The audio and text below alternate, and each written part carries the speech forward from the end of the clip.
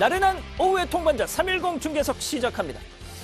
민주노총 총파업 기어이 오늘 전국 곳곳에서 동시다발로 진행하는 모양입니다.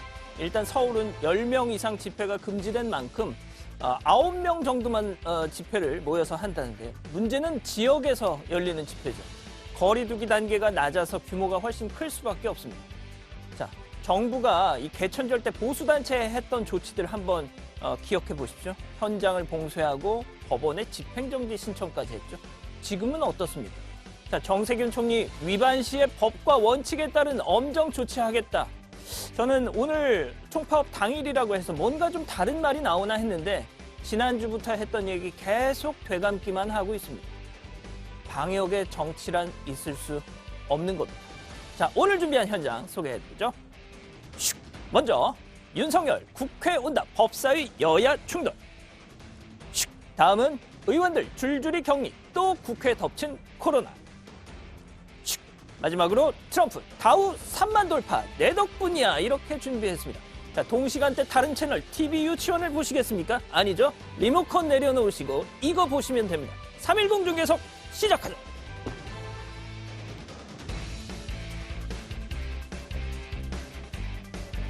예, 오늘 제 옆에는 박성태 주말 에디터 나오셨습니다. 안녕하세요. 안녕하세요.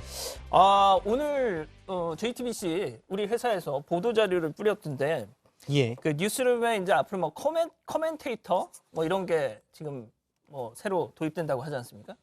박 부장이 근데 뭘 하나 맡으셨다고요?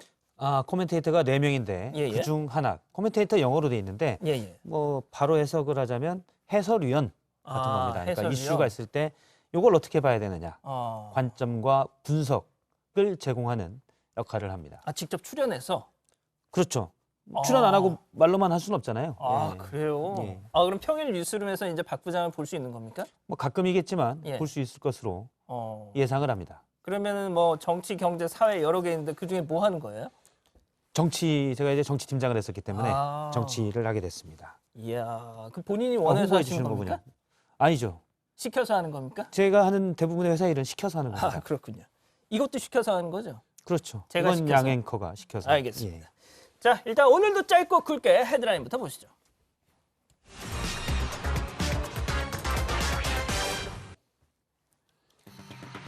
사상 초유 검찰총장 직무정지 파장은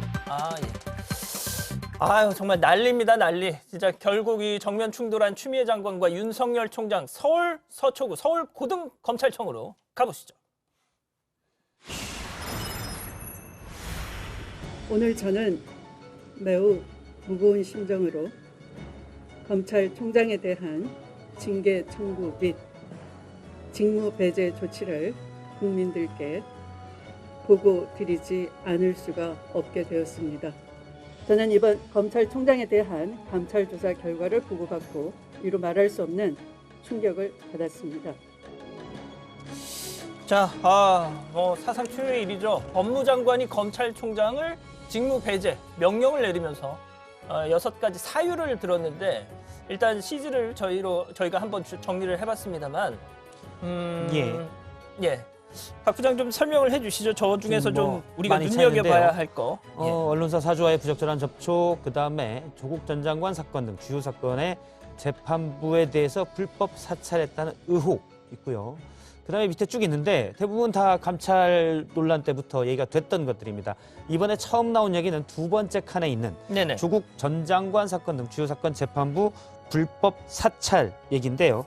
내용은 그렇습니다. 올해 2월경 대검 수사정보정책관실에서 울산 그리고 조국 관련 사건 주요 사건의 재판부의 판사가 누구인지 지금 법무부 보도자료에 따르면 정치적인 사건의 판결 내용, 우리법 연구의 가입 여부, 가족관계, 세평, 취미, 무르야기 법관 여부 등이 기재된 보고서를 작성해서 보고했다. 예.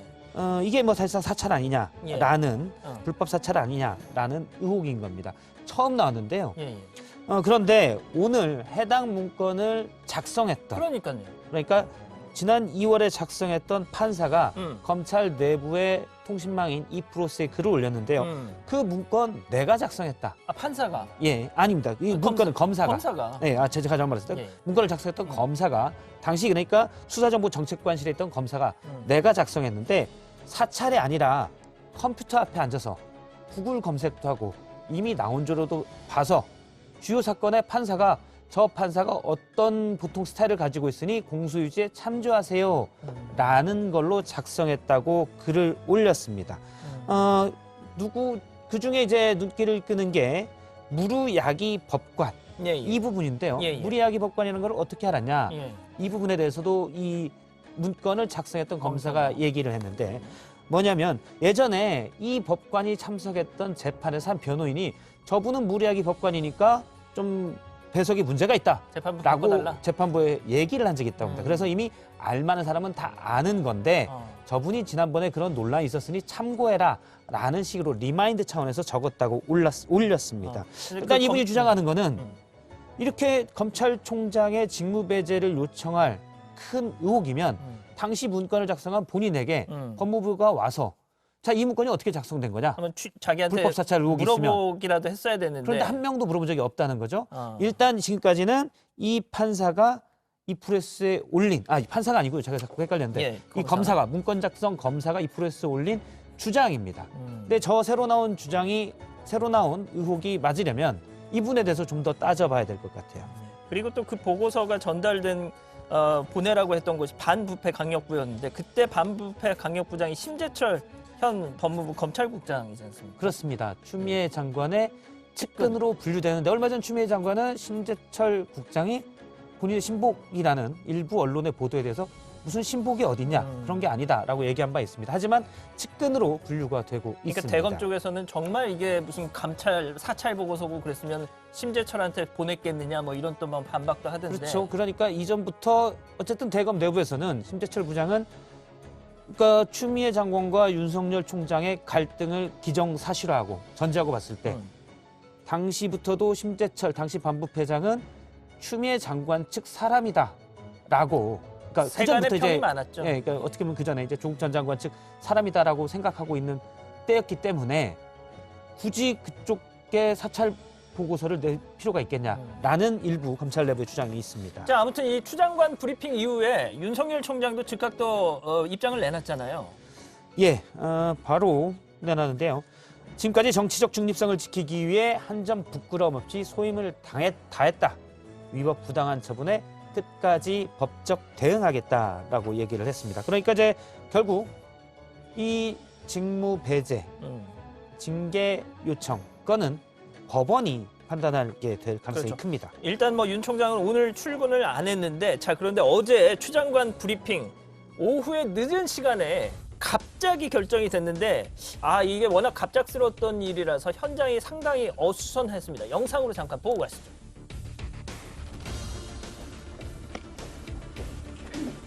장관님 퇴근 무렵 전에 일방적으로 이렇게 브리핑 하시겠다고 통보하시는 건 기자단에 대한 예의가 아니라고 생각합니다. 정식 항의드립니다. 장관님 마이크 대고 얘기해 주세요. 마이크 쪽으로 하나도 안 들려요. 장관님, 저 뒤에도 기자들이 많습니다. 이거 자리가 아니 좋아서요. 장관님 마이크 대고 말씀해 주세요. 많은 양해를 바랍니다. 사안의 중대성과 말씀이 안 들립니다. 장관님 저 뒷자리까지 말씀이 안 들린다고요. 네, 양해 말씀을 드리고 시작하도록 하겠습니다.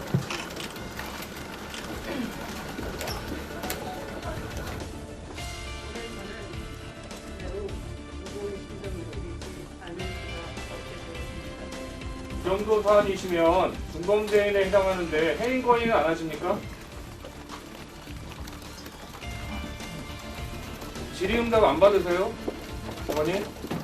장관님 질의응답 안 받으세요? 질의응답을 하도록 하겠습니다. 아니 오늘 그러실 거면 오늘 할 게 아니라 내일 하시고 질의응답 시간 충분히 하셨다고 지셨으니까.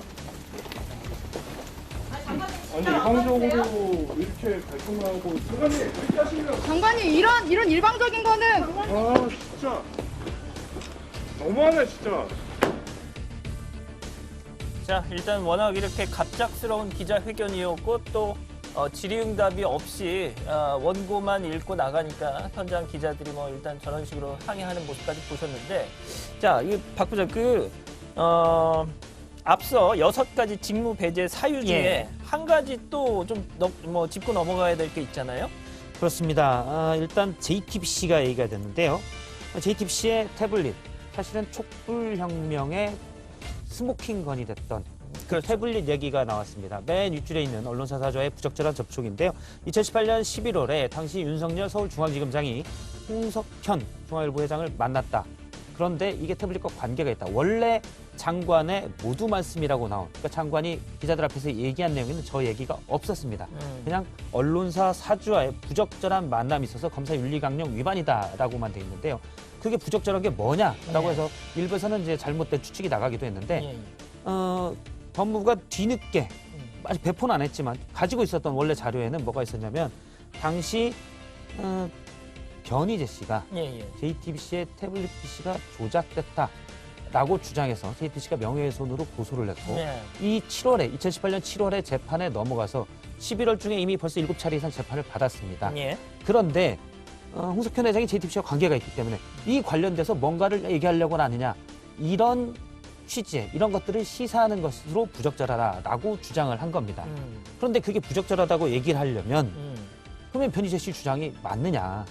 그러니까 그래서 논리적으로는 그게 그렇게 연결이 될 수밖에 없는 거잖아요. 예, 그래서 뭔가 거기에 사실은 어떻게 보면 명예훼손을 당한 측에서 한 건데, 그러니까 어떻게 보면 피해자인데 예. 그거를 법무부가 그런 것들이 부적절한 만남으로 볼 수 있느냐라는 논란이 있습니다. 이건 여권 내에서도 태블릿 PC까지 끌고 간 건 너무했다, 잘못 알았다라는 주장이 나오고 민주당 있습니다. 관계자들하고 좀 통화를 해봤는데 예. 도무지 이해가 좀 안 된다. 법무부에서 왜 이런 태블릿 PC 문제를 가지고 이렇게 언급을 했는지. 예. 그래서 다 의아하다는 반응을 보인다는 거예요. 일단 그래서 앞서 말한 대로 그 보도자료도 있는데 배포가 안 됐고 말씀 자료만 나왔었거든요. 너무 급해서 배포를 안 했다라는 얘기가 나왔는데, 그만큼 너무 급작스럽게, 앞서도 이제 질의응답도 받지 않고 나가지 않았습니까?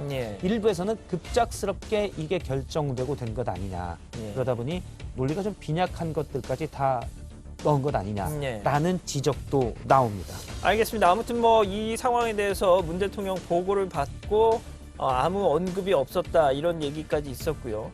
자, 여의도가 말이죠, 완전 발칵 뒤집혔습니다. 여야의 입장도 극명하게 갈리고 있는데 들어보시죠. 법무부가 밝힌 윤 총장의 혐의는 충격적입니다. 그런 시대착오적이고 위험천만한 일이 검찰 내부에 여전히 잔존하는지 그 진상을 규명하고 뿌리를 뽑아야겠습니다. 국회에서 국정조사를 추진하는 방안을 당에서 검토해 주시기 바랍니다. 윤 총장은 검찰의 미래를 위해서 스스로 거취를 결정해 주기 바랍니다. 추미애 장관의 사유 같지 않은 이런 행태, 폭거도 문제지만은 이 뒤에서 이것을 묵인하고 어찌 보면 즐기고 있는 문재인 대통령이 훨씬 더 문제입니다. 조폭의 집단 폭행이 생각납니다. 정권의 막장도 이런 막장이 없는 것 같습니다. 자, 그리고 말이죠, 오늘 오전 국회에서는 이 공수처법 개정안 이런 법안 심사를 하기 위해서 이 법사위가 예정돼 있었죠. 일단 예정대로 열리긴 열렸는데, 이게 참, 영상부터 보시죠. 윤석열 총장이 출발을 했다고 하니 기다립시다. 기다리면서 전체 일을 합시다. 윤석열 총장이 우리 회의에 출석하기 위해서 출발을 했다는 것입니까? 그런 걸로 알고 있습니다. 출석을 하라고 연락한 바도 없는데 누구하고 이야기를 해서 검찰총장이 자기 멋대로 이 회의에 들어오겠다는 겁니까? 저도 지금 윤석열 총장이 출발했다는 소리를 듣고 지금 너무나 깜짝 놀라는데요. 의원의 의결로 정하지도 않은 상황에서 이렇게 불법적으로 이렇게 할 수 있고, 야당만 연락을 해서 사적인 공적인 이런 자리에 사적으로 연락해서 오게 하는 게 말이 됩니까? 네, 오늘은 이것으로 회의를 마치겠습니다. 사퇴를 선포합니다. 뭐 하시는 겁니까? 뭐 하시는 겁니까? 자, 저 상황을 조금 설명드리면 윤석열 총장이 내가 법사위 가겠습니다 뭐 이렇게 했나 봐요. 그러니까 야당에서는 자 온다고 하니까 기다리자 전체회의 하자 이렇게 주장을 했는데 보신 것처럼 윤호중 법사위원장이 땅땅땅 하면서 산회를 선포한 겁니다. 15분 만에. 예, 자, 일단 야당에서는 윤석열 총장이 온다고 하더라. 출석 요구서를 보냈고 여당과 그다음에 법사위원장인 윤호중 위원장의 주장은 의사일정이 합의돼서 그걸 하는 건 위원장의 결정권인데 야당 맘대로 출석 요구서를 보내고 아하. 그래서 온다고 해서 그걸로 회의를 진행하는 게 어딨냐. 이건 절차 위반이다라고 주장을 하는 겁니다. 네. 그런데 하나 더 따져볼게. 윤석열 앞서서 이제 정확한 김도읍 의원의 얘기는 윤석열 총장이 온다고 하더라거든요. 그러니까 전원입니다. 전원. 직접 확인한 건 아니고. 그리고 정확하게는 대검에서 온다고 하더란데 윤 총장은 어제 저녁 이후로 직무 배제가 효력이 됐습니다. 그래서 지금 총장 역할을 할 수가 없어요. 출근도 안 그래서 했고요. 대검에 출근도 안 한 겁니다.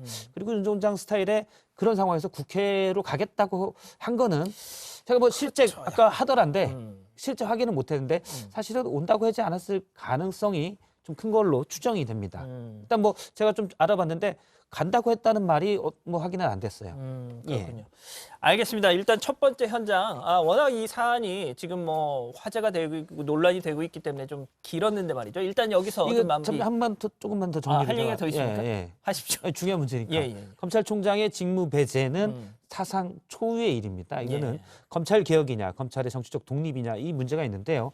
사실 몇 가지 사안에 보면 약간 절차나 또는 의혹이 과연 확실한 거냐 문제되는 것들이 있어요. 하지만 그중에 가장 핵심적인 건 앞서 얘기했듯이 그 판사에 대한 주요 재판부 판사에 대한 불법 사찰 그 나머지는 기존에 많이 나왔던 것들이고 예를 들어 검찰과 법무부의 충돌, 예를 들어 감찰을 받지 않았다 또는 감찰 자체가 절차에 어긋났다 이런 여러 가지가 이전에 나왔던 것들이거든요. 예, 예. 앞서 이제 사찰록 같은 게 새로 나온 것이고 큰 것이고 그래서 이낙연 대표가 거기에 대해서 뭐 충격적이다라고 했는데 진짜 충격적인지 어떤지 그 부분을 명확히 하면 이게 과연 직무배제가 타당한 거 아닌가 이런 것들을 볼 수 있을 것 같습니다. 그리고 결국은 법원에 처음 얘기한 대로 법원이 가처분 신청, 직무정지 효력을 중지시키는 가처분 신청을 받아들일 것인가 말 것인가 여기에 달려 있다고 봐야 될 것 같습니다. 그렇습니다. 일단 뭐 그리고 또 대통령이 이 사안에 대해서 뭐 아무런 언급이 없었다 하는 점도 약간은 좀 고개가 갸우뚱해진다라는 분들이 많으시더라고요.